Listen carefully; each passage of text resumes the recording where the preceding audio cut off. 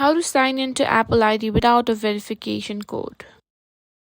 In today's tutorial, I'll show you how to sign into your Apple ID without a verification code using a different method. So let's get started. If you previously signed in on another Apple device, you can get the verification code from there.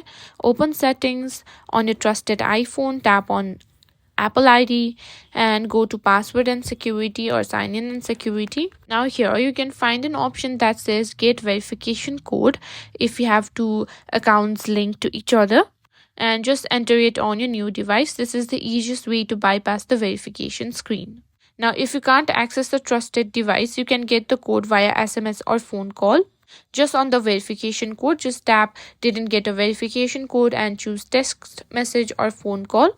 Check your trusted number and enter the received code. If you still have access to your Apple ID, you can turn off 2FA before signing in. Go to your Apple ID, tap on Sign in and Security. As you can see here, two-factor authentication is turned on. Simply turn that option off. And these are the steps you need to know how to sign into your Apple ID without a verification code.